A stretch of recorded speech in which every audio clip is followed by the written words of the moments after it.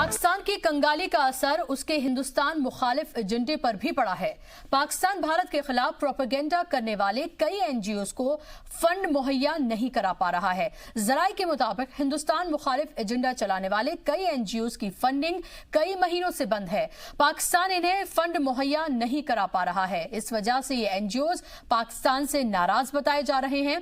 Britain, America, Jammu Kashmir के कई NGOs को कई महीनों से फंड नहीं मिल पा रहा है और जराये के मुताबिक ब्रिटेन में हिंदुस्तान मुखालिफ एनजीओज पेमेंट न मिलने की वजह से पाकिस्तान से नाराज हैं। तो हम आपको बताएं कि कई ऐसे एनजीओज जो दरअसल पाकिस्तान की फंडिंग पर चलते थे वो पाकिस्तान से नाराज बताए जा रहे हैं, क्योंकि पाकिस्तान से उसे फंडिंग जो है वो नहीं मिल रही है और यही वजह है कि जो पाकिस्तान के एजेंडे पर वो काम कर रहे थे उस एजेंडे पर अब वो काम नहीं कर रहे हैं और लगातार पाकिस्तान से वो नाराज बताए जा रहे हैं। हम आपको बता दें कि पाकिस्तान जिस तरह से इक्तिसादी बहरान से गुजर रहा है, पाई पाई के लिए मोहताज है। ऐसे में जाहिर सी बात है उसके पास वो पैसे नहीं है कि वो एनजीओज को फंडिंग करे और अपना एजेंडा चलवाए। ऐसे में वो एनजीओज परेशान हैं। पाकिस्तान की कंगाली का असर उसके हिंदुस्तान मुखालिफ एजेंडे पर भी पड़ रहा है। पाकिस्तान भारत के खिलाफ प्रोपेगेंडा करने वाले कई एनजीओज को फंड मुहैया नहीं करा पा रहा है।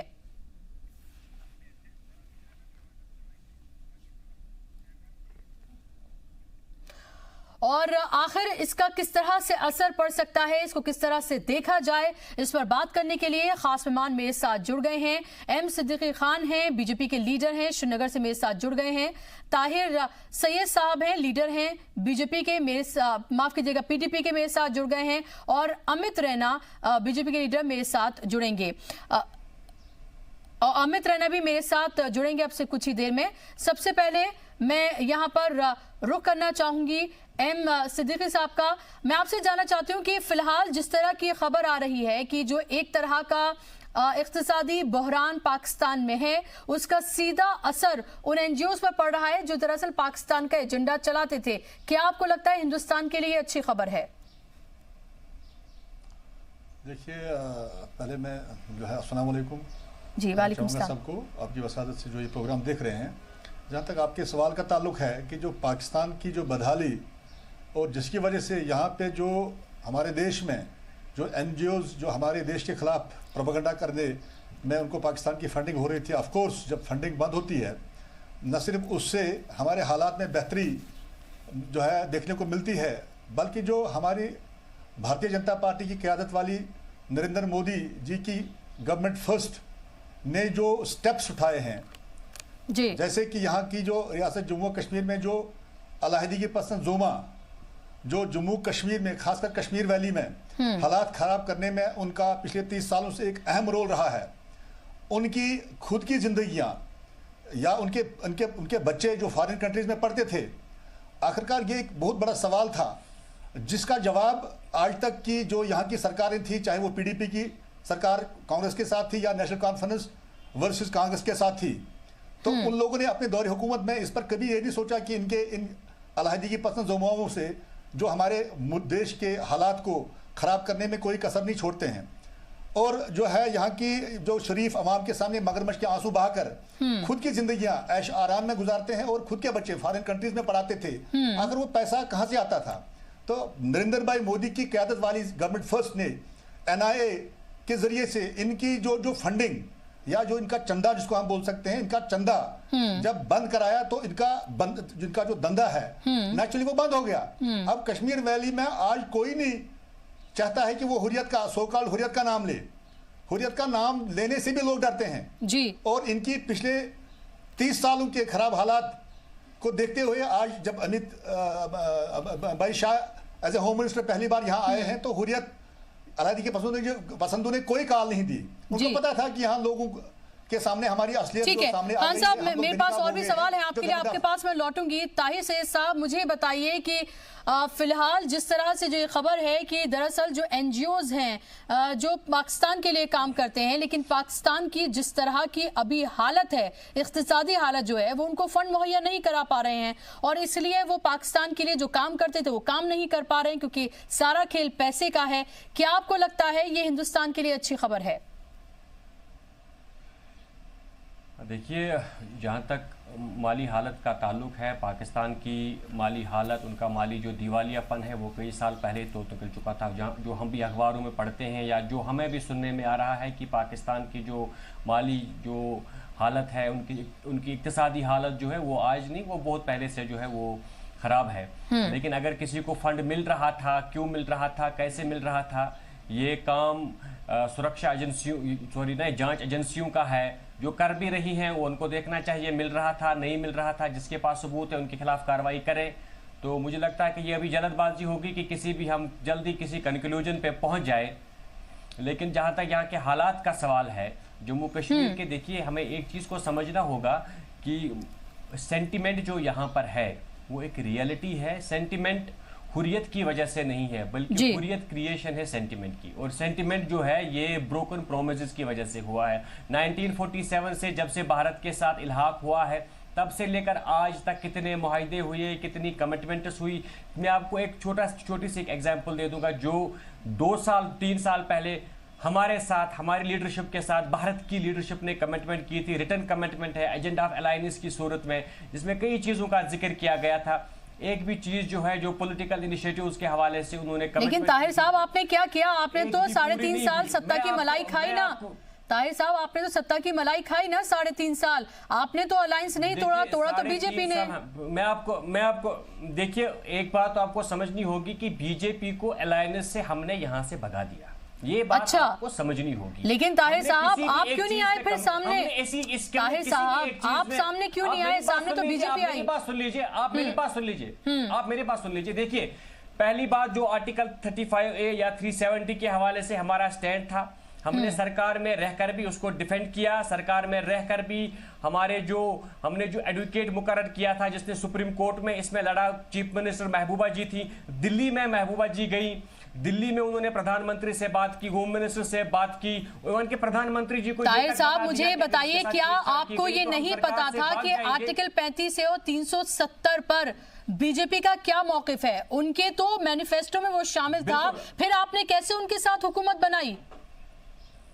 देखिए, वही उसी तो सवाल का मैं आपका जवाब दे रहा हूं ना कि देखिए, एजेंडा ऑफ अलायंस जो हमने बनाया था उसमें जो दूसरी बात है, दूसरी बात जो सेकंड लाइन जो है वो ये है कि दोनों पार्टीज का स्पेशल स्टेटस के हवाले से अपना अलग अलग नजरिया है। लेकिन दो पार्टीज अब चूंकि सरकार बना रही है, इसलिए इस पे स्टेटस को रहेगा, यानी कि 370 के साथ, स्पेशल स्टेटस के साथ। भाई ये सीधे तौर पर ताहिर साहब आप ये कहिए, घुमा फिरा कर बात मत कहिए। आप ये कहिए कि आपको इख्तिदार में आना था, कोई भी शर्त होती, कुछ भी होता, आपको इख्तिदार में आना था, इसीलिए आप इख्तिदार में आए। आप इसलिए इख्तिदार में आए, चाहे बीजेपी जैसी पार्टी ही सही। आप इसकी गलत इंटरप्रिटेशन मत कीजिए, आप इसकी गलत इंटरप्रिटेशन मत कीजिए। मैं आपको वही कह रहा हूं, आप देख लीजिए, बीजेपी ने कमिटमेंट किया है, एजेंडा ऑफ अलायंस में लिखा हुआ है, रिटर्न डॉक्यूमेंट है। सेकंड चलिए मेरी बहस इस पर नहीं है ताहिर साहब, मेरी बहस इस पर नहीं है। मैं आपके पास लौट रही हूं। अमित रैना है मेरे साथ, रूट्स इन कश्मीर के वो सदर है, मेरे साथ फोन लाइन पर जुड़ गए हैं। अमित जी, बहुत बहुत इस्तकबाल है आपका जी सलाम में। मेरा आपसे पहला सवाल यह है कि जिन एनजीओज की फंडिंग बंद हो गई है क्योंकि पाकिस्तान की हालत खराब है, क्या आपको लगता है कि अब इससे कश्मीर में खुशहाली बढ़ेगी? क्योंकि जाहिर सी बात है, जो एक मुल्क मुखालिफ सरगर्मियों में जो मुलव्विस थे एनजीओज, उनकी अगर फंडिंग ही बंद हो जाएगी उनके आका की तरफ से, तो जाहिर सी बात है कि एक बेहतर माहौल पैदा होगा। देखिए, ये एनजीओ की जो फंडिंग है ये आज से नहीं, पाकिस्तान कितने दशकों से करता जा रहा है। और एनजीओ जो भारत में हैं या सामाजिक संगठन जो भी भारत में हैं, जो प्रो पाकिस्तान, उनकी भी फंडिंग हो रही थी। ऑर्गेनाइजेशन जमात इस्लामी की फंडिंग हो रही थी, अहले हदीस की फंडिंग हो रही थी। इसके अलावा काफी संगठनों की हो रही थी। इसके अलावा ब्रिटेन में, अमेरिका में भी फंडिंग हो रही थी। परसों ही मैच में प्लेन निकला जिसमें कश्मीर की बात छेड़ी गई। फिर गुलाम नबी 5 यूएस में थे, उनकी फंडिंग चल रही थी, फिर एसडीआई ने उस पर रोक लगाई। तो ये फंडिंग काफी समय से पाकिस्तान कर रहा था। समस्या ये थी कि भारत की सरकार उसको देख के भी अनदेखा कर रही थी। तो अभी दो चीजें हो गई हैं पिछले साल से। एक, जो FATF की फटकार पड़ी है पाकिस्तान को, और FATF की फटकार को लेकर पाकिस्तान को दिखाना है कि वो कड़े कदम उठा रहे हैं आतंकवाद और आतंकवादी फाइनेंसिंग संगठनों को लेकर। और उसके अलावा पाकिस्तान की खुद की कंडीशन जो लेकिन अमित जी ये FATF का जोर कम बल्कि ये ज्यादा दिखाता है कि उसकी माली हालत कितनी खराब है, किसी छिपी नहीं है। बिल्कुल FATF के जोर के कारण भी और उनकी अपने अंदरूनी इकोनॉमिक हालत जो है बहुत खराब है। डॉलर 165 रुपए है पाकिस्तान में, दिन ब दिन गिरता जा रहा है, हर दिन स्लाइड है उसका। तो उस चक्कर में भी पाकिस्तान के पास खुद तो खाने को है नहीं, तो दूसरों को क्या देगा वो। तो और साथ साथ जो भारत सरकार ने NIA की रेड्स करी है, चैनल फंडिंग को रोकने का प्रयास किया है, हवाला के जो ये लूप होल से उनको प्लग करने का प्रयास किया, तो आप खुद ही देख सकते हैं कि जमीनी हालात में कश्मीर में काफी फर्क आया है। अभी भाजपा के प्रवक्ता भी कह रहे थे कि आज हुर्रियत का नाम लेने से लोग डरते हैं, और ये बात सच है कि हुर्रियत का नाम लेने से लोग डरते हैं।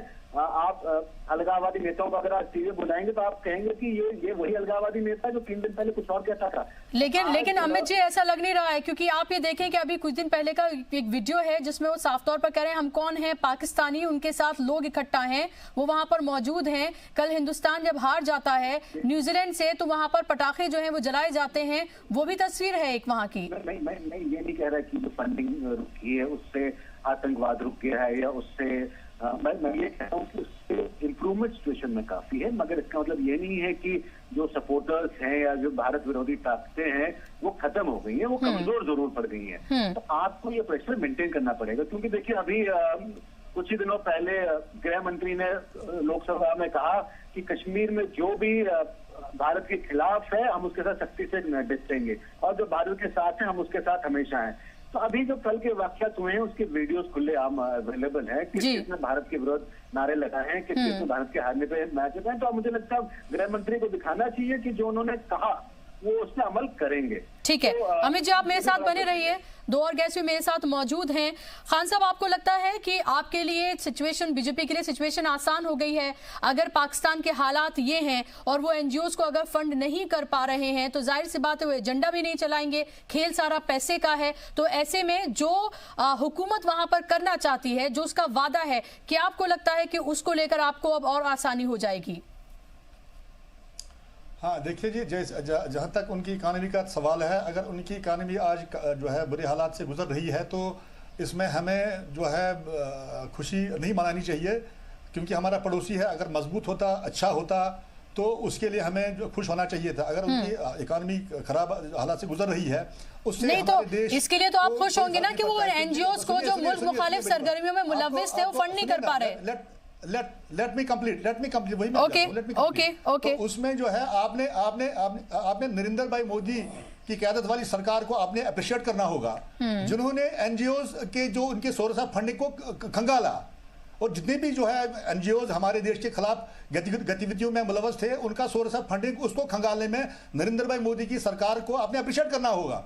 और आइंदा भी हम इस बात पर फर्म हैं कि जो भी भारत के खिलाफ कोई भी गतिविधि, कोई भी एक्टिविटी हो, चाहे उसका फंडिंग पाकिस्तान से हो या कोई और देश करता हो, हम उनके हर सोर्स को बंद करेंगे और अपने देश के खिलाफ किसी भी आवाज को जो है कामयाब होने, जो खिलाफ उठे उसको कामयाब नहीं होने देंगे। जहां तक आपकी जो कल की बात कही है आपने, जो हमारे देश के जो क्रिकेट मैच हारा है, यहाँ पे कुछ हमारे देश के जो है खिलाफ हारने पर जो है कुछ लोगों ने पटाखे जलाए हैं।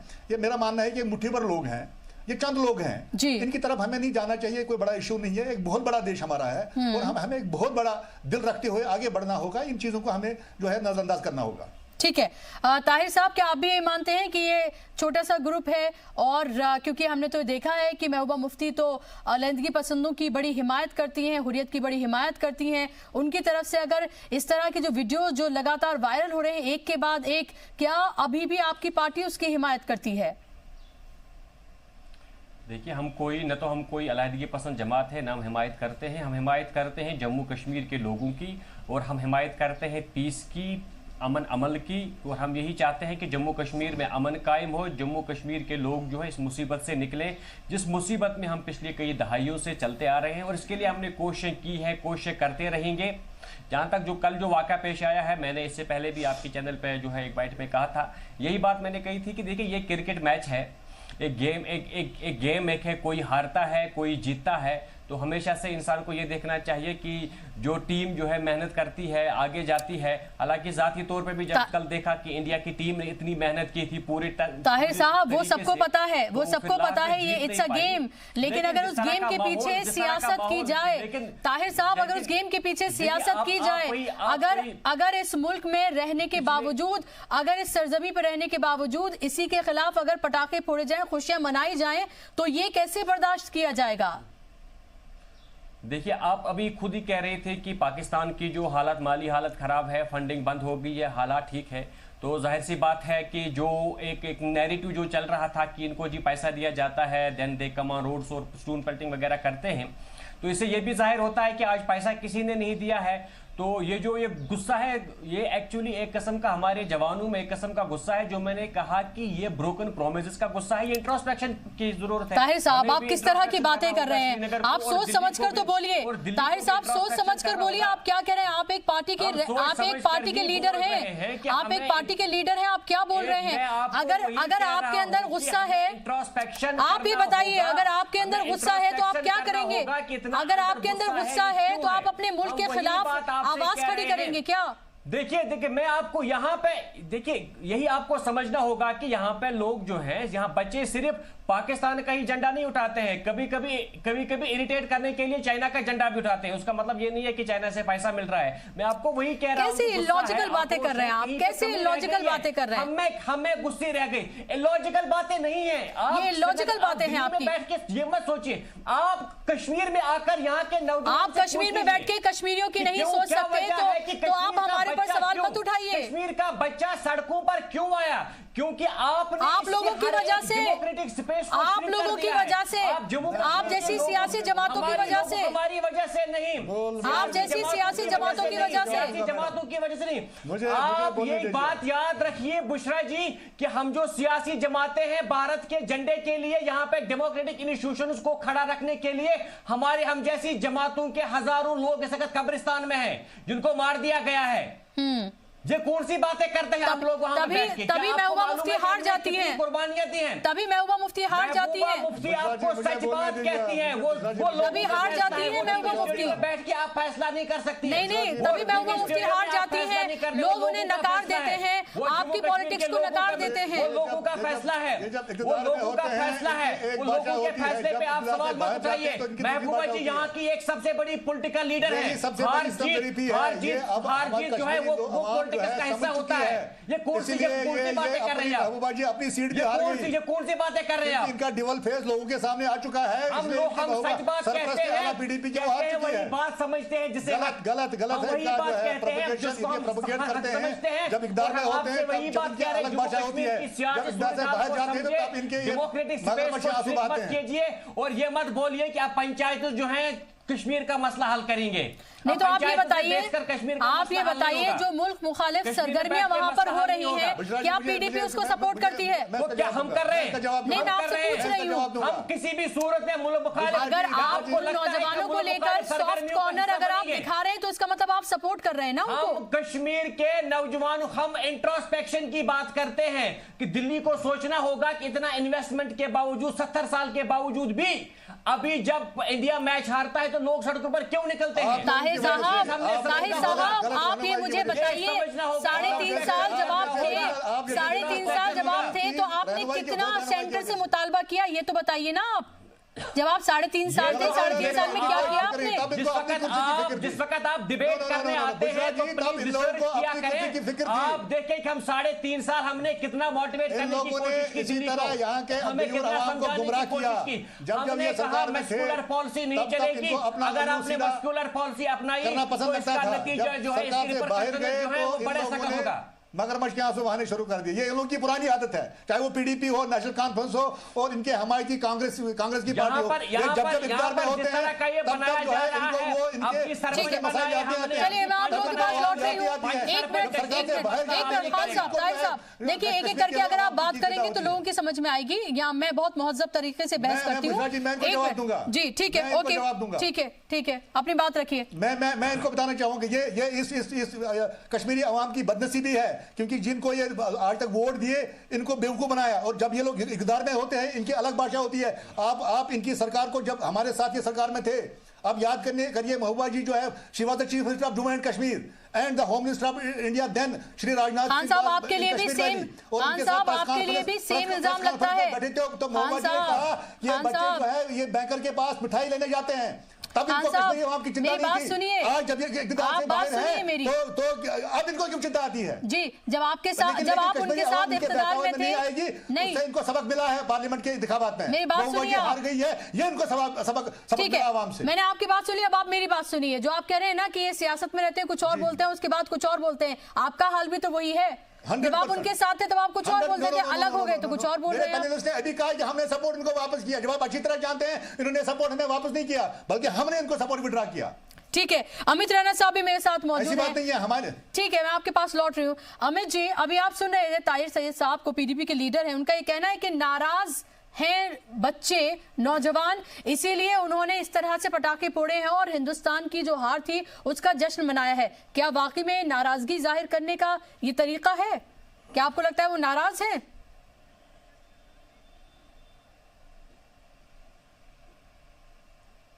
कश्मीर लद्दाख तीनों प्रोविंस मिलकर एक स्टेट बनाते हैं, और ये जो पटाखे छूटते हैं डाउनटाउन में, मीरवाई के इलाके में, यहाँ जहाँ कहीं भी इन सेपरेटिस्ट का थोड़ा बहुत प्रभाव है वहां पे छूटते हैं। अगर जो ये कहते हैं वादे तोड़े गए हैं, तो वादे कैसे सिप्टेन के दशक में ही तोड़े गए थे क्या?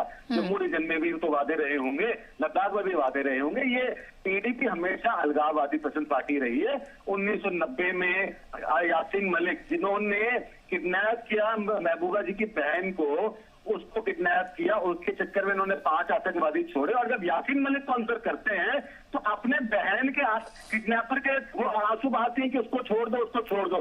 जमाते इस्लामी जैसे संगठन को जब बैन किया जाता है तभी आपको आंसू बहाती है कि उनको छोड़ दो, उनको बैन क्यों किया, और कहते हैं कि हम सेपरेटिस्ट पार्टी नहीं है। अरे आपके तो कन में सेपरेटिस्ट है। आप वो पार्टी हैं जो कहते हैं कि कश्मीर में खुले बॉर्डर होने चाहिए, डुअल करेंसी चलनी चाहिए। आप लोगों का बस चले तो आप लोगों को तो हर बुरहान वानी के घर पे आप लोग 4 लाख चेक पहुंचाते और आप कहते हैं हम सेपरेटिस्ट पार्टी नहीं है। तो आपके डबल स्टैंडर्ड रहे हैं, और ये डबल स्टैंडर्ड कश्मीरियों ने पहचाने हैं। इसी कारण महबूबा मुफ्ती तीसरे नंबर पे आई, दूसरे नंबर पे भी नहीं है। अपने हार्डकोर कॉन्स्टिट्यूंसी में वो तीसरे नंबर पे आई।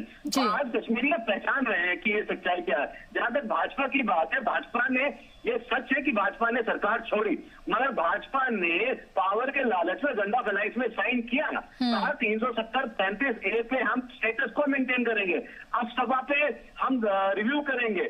आप ये political dispensation, non political dispensation जो है, जो पार्टियां हैं हुर्रियत, उनके साथ बात करेंगे। ठीक है, उनको समझ आ गई कि हम जो कर रहे हैं गलत कर रहे हैं और बाहर आ गए, मगर 3 साल उन्होंने भी ये किया। तो आज मैं इस बात की जरूर बात दूंगा कि मोदी सरकार ने कम से कम प्रयास किया है कि हमने जो गलतियां करी है उसको सुधारें, और अमित शाह का भी ये प्रयास रहा है। और जहां तक ये वादे की बात है, वादा टूटा है, इसलिए कौन सा वादा टूटा है? हमने एक्सेशन किया है, आपने कब एक्सेशन किया? एक्सेशन तो महाराजा हरि सिंह ने किया है। आप लोग कौन है? हर बार ये खड़े हो जाते हमने एक्सेशन किया है। हर बार कौन सा वादा टूटा है? अगर रेफरेंडम की बात हो रही है, अगर रायशुमारी की बात हो रही है, हम जम्मू कश्मीर के लोग हैं, यहाँ के निवासी हैं, पहला हक हमारा है। हम जम्मू कश्मीर के लोग हैं, कश्मीर है, हम जम्मू कश्मीर के लोग हैं, हम यहाँ के रहने वाले हैं, हमारी अपनी जमीन है। जो इनका क्या बात करते हैं आप कौन होते हो? हम अपनी बात ना करें तो फिर कौन करेगा? पाकिस्तान से ये खाली करिए जम्मू के, यहाँ पे उनके पास जो पाकिस्तान ऑक्यूपाइड कश्मीर है। तो ये डबल स्टैंडर्ड अब नहीं चलने वाले। यही कारण है कि महबूबा मुफ्ती इलेक्शन इतनी बुरी तरीके से हार गई। जी, जाहिर सी बात है। लेकिन खान साहब मुझे बताइए कि क्या अब आगे किस तरह की कार्रवाई की जाने वाली है? क्योंकि अब एक तरह से ये आपके लिए अगर हम देखें, जो पाकिस्तान का इक्तिसादी बहरान है, ये हिंदुस्तान के लिए, आपकी हुकूमत के लिए एक तरह से आपके फायदे के लिए एक तरह से हम कहें कि सामने आया है। जहां पर अगर एनजीओस पे जहां पाबंदी लगाई जानी थी वहां उनको फंडिंग नहीं हो रही है, तो आपके लिए फायदेमंद है कि आप आगे आगे और काम करें इसको लेकर? नहीं, बुशरा जी, मैं आपको क्लियर करना चाहूंगा कि पाकिस्तान की हालत खराब हो जाए, ठीक हो जाए, हमें हमारी सरकार भारत की सरकार को नरेंद्र भाई मोदी की सरकार को उसकी चिंता नहीं है, हम उससे सहारे नहीं आगे बढ़ रहे हैं। भारतीय जनता पार्टी की क़यादत वाली नरेंद्र भाई मोदी की सरकार नहीं, बस लेकिन एक हेल्प तो है ना, लेकिन एक हेल्प तो है ना। Please let me complete, let me complete. Not at the cost of कि उनकी हम उसका इंतजार करें कि उनकी इकोनॉमी, हमारे पड़ोसी मुल्क को उनकी जो है इकोनॉमी खराब हो जाए तो हम जो है उसके इंतजार में रहेंगे। नो, बट हमारी सरकार ने इन एनजीओज को खंगाला, इनके सोर्स ऑफ फंडिंग को खंगाला और उनको हमने टाइट किया है और उनको अकाउंटेबल बनाया है कि ये पैसा आता कहां से, चाहे वो हुर्रियत कॉन्फ्रेंस हो, चाहे वो एनजीओज के नाम पर चला करते थे। एक दूसरी बात जो भाई साहब ने कहा है कि भारतीय जनता पार्टी ने उस वक्त पीडीपी के साथ सरकार बनाकर जो उस वक्त जो डॉक्यूमेंट्स सिग्नेचर किए हैं, मैं इनको बता देना चाहूंगा कि भारतीय जनता पार्टी ने कभी भी जो भारतीय जनता पार्टी के जो है मूल विचारधारा है, जो आज भी हम बबांगी दौल कहते हैं कि आर्टिकल 370 और 35A जो है वो उस पर डिबेट होना चाहिए। अगर वो जम्मू नहीं, आप एक्सेप्ट करिए खान साहब, आपने उस पर सिग्नेचर किए थे, आपने उस एजेंडा ऑफ अलायंस पर बीजेपी ने सिग्नेचर किए थे। Don't deny this now. अब आपने किए थे, उसमें तमाम चीजें शामिल थी। चलिए ठीक है, मेरे पास वक्त की कमी है। ताहिर साहब, खान साहब, अमित रैना जी, बहुत बहुत शुक्रिया आपका इस डिबेट में शिरकत करने के लिए। मेरे पास वक्त की कमी है, बहुत शुक्रिया।